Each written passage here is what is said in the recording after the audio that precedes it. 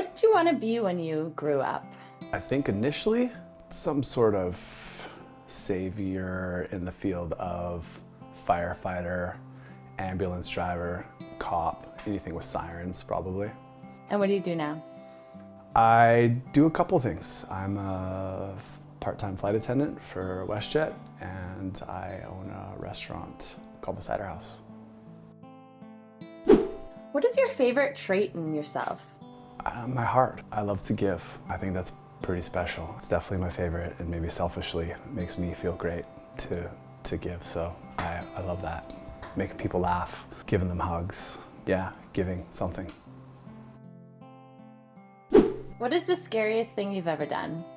I think we're doing it. I do a lot of scary stuff. Kite surf, I open businesses, I take big risks, but I think this kind of stuff, being vulnerable, can be pretty scary. It's harder for me than doing all the other stuff, I think, sometimes. Yeah. Tell me about your first love. Don't know if I can recall a first love. What about your first heartbreak? They hit pretty hard. I wish I only had one of them, because I've had many. It's tough for this big teddy bear. It takes me a while to digest that and to move forward from that and not internalize that and grow from that. I don't remember the first time. I think I maybe blocked these things out, you know, for probably some good reasons. Yeah. Were you ever bullied? When I was younger, in that time, having my father come out of the closet in the 90s, these terms and words that kids would call each other, they didn't affect me much.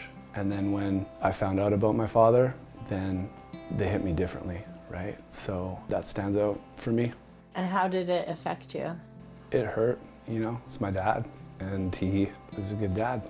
And I just wanted to protect him mostly. It got me into a lot of fights and kicked out of a few schools, put me in positions and places that I didn't want to be. How is your relationship with your dad like now? It's pretty cool.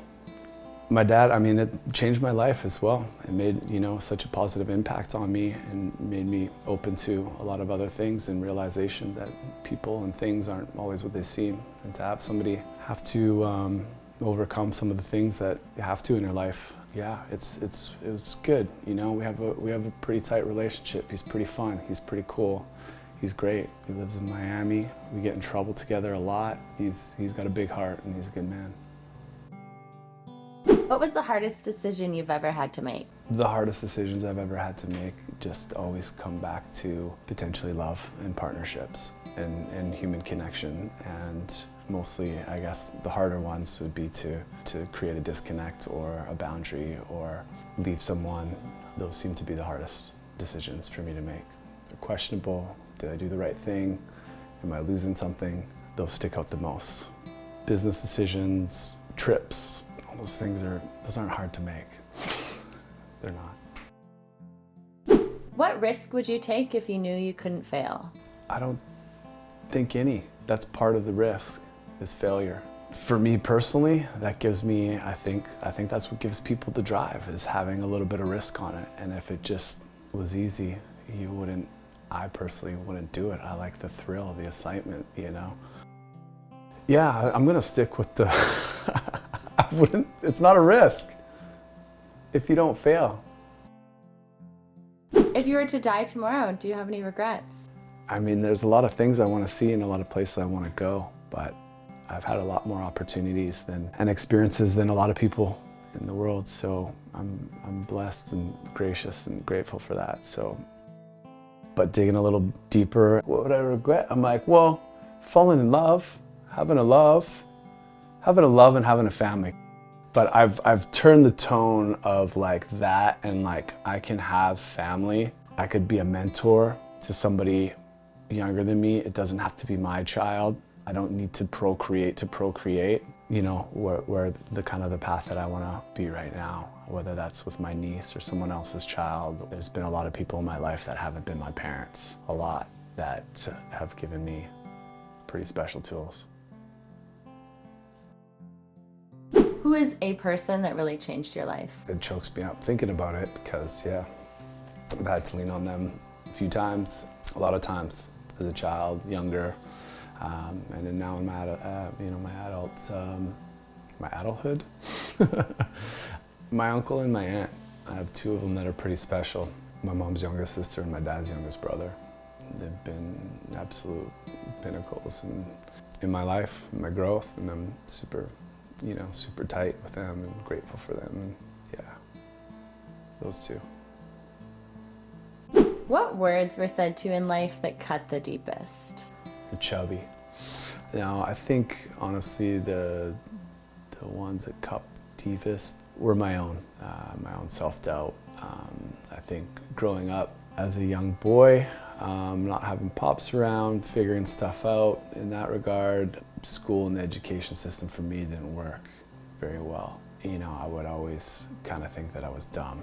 I'd tell myself that because I wasn't making the grades. So when you don't make the cut, you're told that you're not that smart or you're not, you can be better. So I think, yeah, the ones that I tell myself, yeah.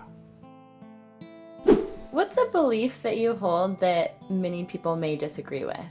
I often wonder and discuss and have these conversations about relationships and longevity and one partner for one person. And I sometimes believe that, we could have, multiple people in our lives that, bring different parts of joy and love and learning and whatnot. So I don't know myself, but it's something that I contemplate and question, and I think that some people maybe don't agree with that.